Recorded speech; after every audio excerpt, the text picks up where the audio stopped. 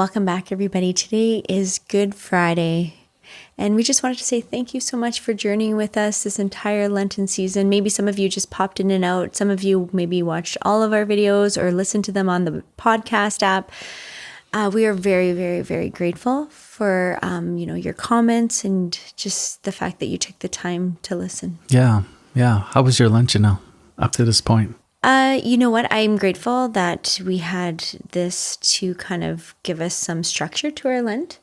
And then also, I would have to say, just honestly, I felt like these last 40 days were challenging.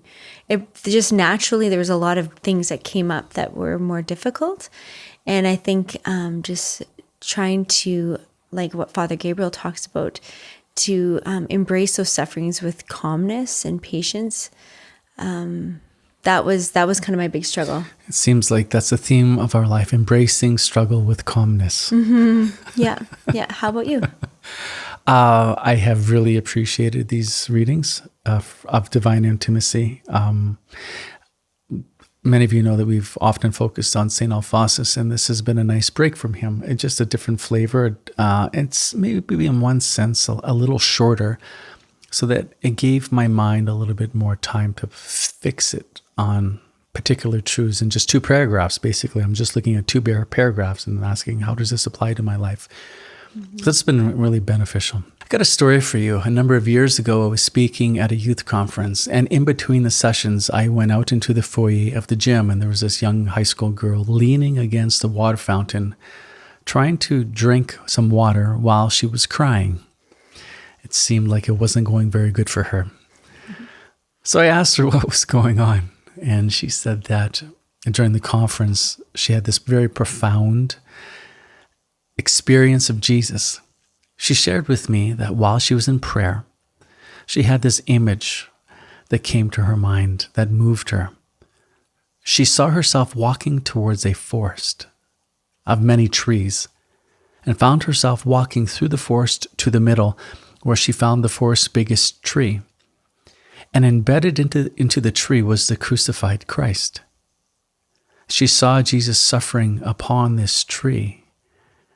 And then he heard him speak to her saying, I would die on this tree and on every tree in the entire world just to gain your heart.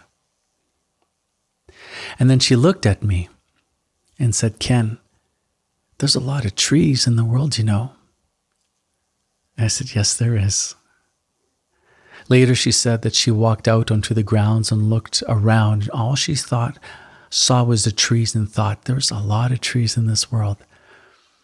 And so on Good Friday, we contemplate Jesus on that tree, on this dead tree, offering his life to bring us life. And the truth is, Jesus would die on every tree in the entire world just to gain our hearts, but one was enough. And even what he does on that cross that we remember today is a display of an excess of love. Because the truth is, one drop of blood would have been enough to redeem all of mankind. But he does not offer one drop of blood or two. He offers his entire life just to gain our hearts. And so today we will read Father Gabriel's summary of the Passion. And as you hear his words, recognize that this is all done for you, and it would be done 1,000 times over just to gain your heart, but once was enough.